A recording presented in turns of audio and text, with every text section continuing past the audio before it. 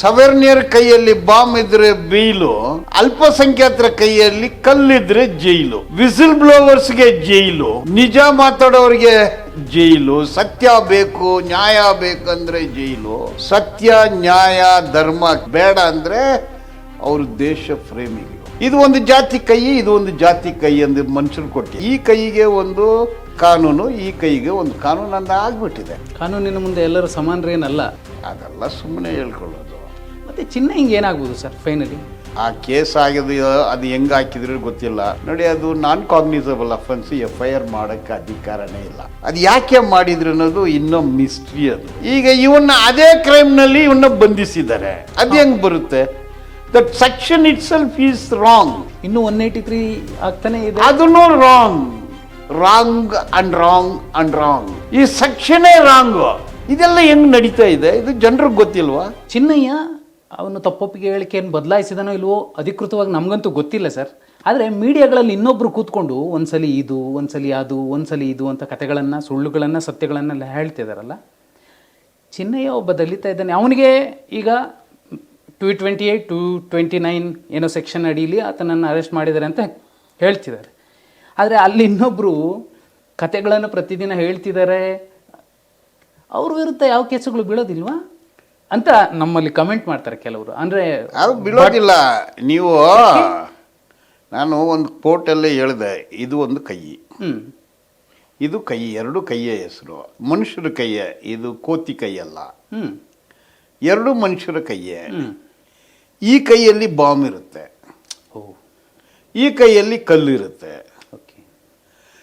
ಈ ಕೈ ಬಾಂಬ್ ಇದೆಲ್ಲ, ಇದು ಏನು ಹೇಳೋದು, ಇದೊಂದು 4 ಜನ ಸಾಯಿಸಿದ್ರೆ ಅದು ತುಂಬ ಇಲ್ಲ ಹಂಗಲ್ಲ. ಈ ಕೈ ಒಂದು ಸವರ್ಣಿಯರು ಕೈ, ಇದು ಅಲ್ಪಸಂಖ್ಯಾತರ ಕೈ. ಸೊ ಸವರ್ಣಿಯರ ಕೈಯಲ್ಲಿ ಬಾಂಬ್ ಇದ್ರೆ ಬೀಲು, ಅಲ್ಪಸಂಖ್ಯಾತರ ಕೈಯಲ್ಲಿ ಕಲ್ಲಿದ್ರೆ ಜೈಲು. ಇದು ಬಾಂಬು ಬೇಯ್ಲು, ಇದು ಕಲ್ಲು ಜೈಲು. ಕೈ ಇದು ಸವರ್ಣಿಯರು ಕೈಯು, ಇದು ಅಲ್ಪಸಂಖ್ಯಾತರ ಕೈ. ಸೊ ಇಲ್ಲಿ ವಿಸಿಲ್ ಬ್ಲೋವರ್ಸ್ಗೆ ಜೈಲು, ನಿಜ ಮಾತಾಡೋರಿಗೆ ಜೈಲು, ಸತ್ಯ ಬೇಕು ನ್ಯಾಯ ಬೇಕಂದ್ರೆ ಜೈಲು, ಸತ್ಯ ನ್ಯಾಯ ಧರ್ಮ ಬೇಡ ಅಂದರೆ ಅವರು ದೇಶ ಪ್ರೇಮಿಗಳು, ಧರ್ಮದ ಪ್ರೇಮಿಗಳು. ಅವ್ರ ಮೇಲೆ ಕೇಸ್ ಬರೋದಿಲ್ಲ. ಕೈ ಎರಡೂ ಕೈಯೇ, ಮನುಷ್ಯರ ಕೈಯೇ. ಇದು ಹೆಸರು ಬೇರೆ, ಈ ಹೆಸರು ಬೇರೆ. ಎರಡು ಹೆಸರು ಕೈ ಅಂದೇ ದೇವ್ರು ಕೊಟ್ಟಿದ್ದಾನೆ. ದೇವ್ರು ನಂಬೋರು ಕೇಳ್ತೀನಿ, ನಾನು ನಂಬೋದಿಲ್ಲ. ಪ್ರಕೃತಿ ಇದು ಕೈ, ಇದು ಒಂದು ಜಾತಿ ಕೈ, ಇದು ಒಂದು ಜಾತಿ ಕೈ ಎಂದು ಮನುಷ್ಯರು ಕೊಟ್ಟಿದ್ದಾರೆ. ಈ ಕೈಗೆ ಒಂದು ಕಾನೂನು, ಈ ಕೈಗೆ ಒಂದು ಕಾನೂನು ಅಂತ ಆಗ್ಬಿಟ್ಟಿದೆ. ಕಾನೂನಿನ ಮುಂದೆ ಎಲ್ಲರೂ ಸಮಾನರೇನಲ್ಲ, ಅದೆಲ್ಲ ಸುಮ್ಮನೆ ಹೇಳ್ಕೊಳ್ಳೋದು. ಮತ್ತೆ ಚಿನ್ನ ಹಿಂಗೆ ಏನಾಗ್ಬೋದು ಸರ್ ಫೈನಲಿ? ನೋಡಿ, ಚಿನ್ನಯ್ಯನಿಗೆ ಏನೂ ಆಗೋದಿಲ್ಲ. ಆ ಕೇಸ್ ಆಗೋದು, ಅದು ಹೆಂಗೆ ಹಾಕಿದ್ರೆ ಗೊತ್ತಿಲ್ಲ. ಒಂದು ಫಸ್ಟು ಅವನ ಮೇಲೆ 4/7/2025 211 BNS ಪ್ರಕಾರ FIR ಆಗುತ್ತೆ ನೋಡಿ. ಅದು ನಾನ್ ಕಾಗ್ನಿಸಬಲ್ ಅಫೆನ್ಸ್, FIR ಮಾಡಕ್ಕೆ ಅಧಿಕಾರನೇ ಇಲ್ಲ. Okay sir.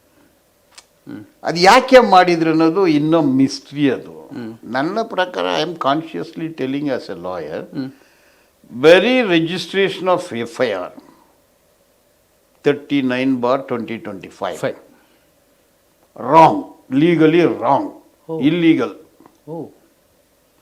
ಈಗ 183 ಸ್ಟೇಟ್ಮೆಂಟ್ ರೆಕಾರ್ಡ್ ಮಾಡ್ತಾರೆ ನ್ಯಾಯಾಧೀಶರ ಮುಂದೆ 11ನೇ ತಾರೀಕು. ಈ ಥರ FIR ಅಲ್ಲಿ ಕನ್ಫೆಷನ್ ಇಲ್ಲಿ ಬರುತ್ತೆ. Confession can be accused confession, confession can be witness confession. ಅದು witness confession, accused confession, witness confession, accused confession. ಆ ಕ್ರೈಮ್ ನಂಬರಲ್ಲಿ ಏನಕ್ಕೆ ಮಾಡಿದ್ರು? ಅದು ಮಿರಾಕಲ್ಲು ಆಯಿತು. ಈಗ ಇವನ್ನ ಅದೇ ಕ್ರೈಮ್ನಲ್ಲಿ ಇವನ್ನ ಬಂಧಿಸಿದ್ದಾರೆ. ಅದು ಹೆಂಗೆ ಬರುತ್ತೆ?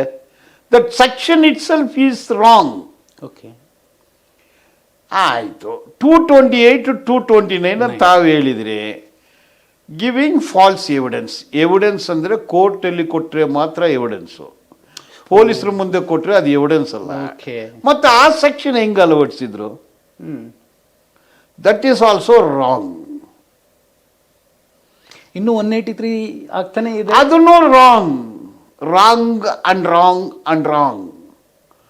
ಇದು ಅವನ್ನ ಜೈಲಿಗೆ ಕಳಿಸ್ತಾರೆ, ದಟ್ಸ್ ಆಲ್ಸೋ ರಾಂಗ್. ಜೈಲ್ ಕಳಿಸಿದಾಗ ಲಾಯರೇ ಇಲ್ಲ, ರಾಂಗ್.